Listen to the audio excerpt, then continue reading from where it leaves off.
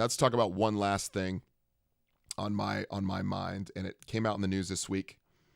It has everything to do with another understanding of how people are being misled in the blogosphere, Instagram, TikTok. So there's this thing that happened this week where the Washington Post did a massive study.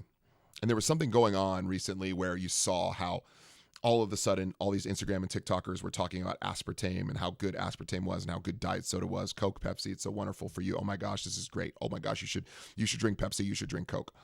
And that's curious, right? Because for a long time, Coke and Pepsi have sort of been out of the limelight. We haven't talked a lot about soda. A lot of people stopped drinking soda. Soda consumption's been down. But out of nowhere, over a couple months, you're seeing everyone start to promote this on social media, particularly on TikTok and Instagram Reels. Well, it turns out the World Health Organization a few months ago put out a study saying that aspartame, one of the main sugar substitute ingredients in these products, is possibly carcinogenic, which means essentially it's poison. It's possibly poison. Now, we already kind of know that if you were to do some studies that weren't sponsored by Coke, PepsiCo, or Coca-Cola, you would see the absolute negative benefits, let's call them, or the side effects, rather, of drinking these sodas. We know it's terrible. But out of nowhere, all these influencers, TikTokers started saying, this is good for you. You should eat sugar, yada, yada, yada. And you're like, where is this coming from? Well, it turns out that the Washington Post did a massive comprehensive study and found that many of these TikTok influencers, these dietitians, mind you, dietitians, registered dietitians in the United States, were being paid to say that aspartame is good for you. And they were misleading, intentionally or unintentionally, misleading people by telling them to drink aspartame without being clear on that their post was an ad and they were being paid by American Beverage Co.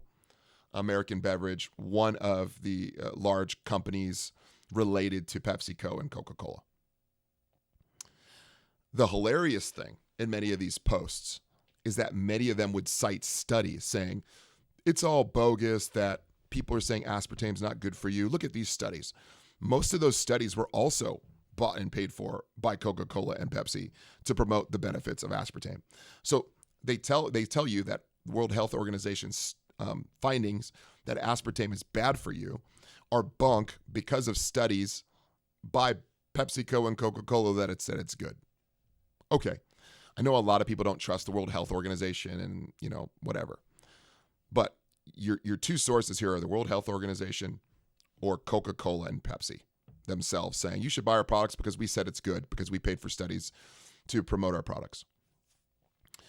It should go without saying, guys, but don't believe everything you read on social media. Don't believe everything you see or hear on social media. Don't believe everything you see on the internet. Okay.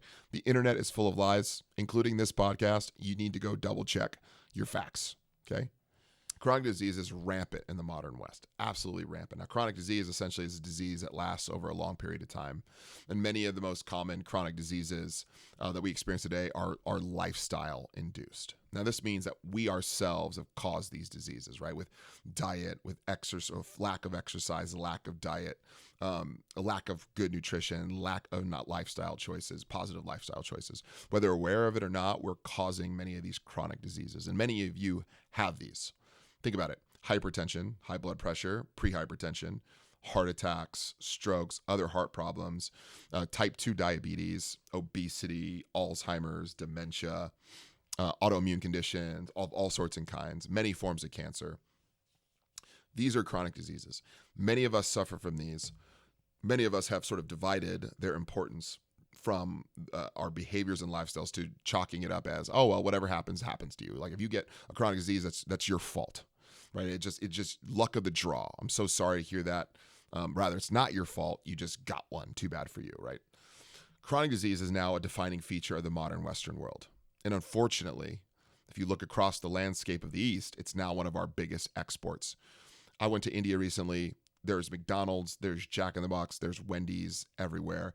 People are eating fast food all over the place, and people are getting sicker, fatter, and more unhealthy as the years progress. It just is what it is. Now, Americans, go back to America. From Chris Kresser's book, Unconventional Medicine, would recommend you read this, just some of the statistics. 1 in 2 Americans now has a chronic disease. 1 in 2. So half of you listening has some form of hypertension, that's high blood pressure, type 2 diabetes, obesity, some kind of cancer, Alzheimer's, dementia, stroke, you name it, right? One in 2 Americans has that. 1 in 4 has multiple. So 25% of us have a few of those chronic diseases. Now, chronic diseases are dangerous because obviously in and of themselves they suck, but they're also precursors for other major modern Western diseases. And they also lead to obviously things like death, especially in terms of when it comes to cancer, when it comes to type 2 diabetes, etc. Right? Some more statistics. 91% of prescriptions filled in the United States are for chronic diseases. So, for all of the shade that big pharma gets, right? Oh, big pharma just wants to make money off of us. Well, 91% of the prescriptions that we fill in the United States are because of things that we do that are largely preventable. Things that we do, lifestyle choice, food choices, whether or not we exercise. 91%. 76% of physician visits in the United States are for chronic illnesses. That means 3 out of 4 visits that we go on to the doctor are related to things we're doing to ourselves. Not things that are just happening because, there's sin in the world and the world's broken and, bad things happen to good people. But no, like things that we choose to do, we are paying for. 99% of Medicare dollars go to chronic illness. 99%. Almost 100% of Medicare dollars go. So if you're a government person and you're, like, man, I can't believe the government is blowing our money. I can't believe, we the politics of things are sort of seeping in. We're spending billions of dollars on Medicare, billions of dollars on Medicaid, whatever. Yeah. Most of those dollars are going to preventable diseases. 76% or 83% of Medicaid dollars rather go to chronic illness. So you talk about Medicare, there's Medicaid. This is a big deal.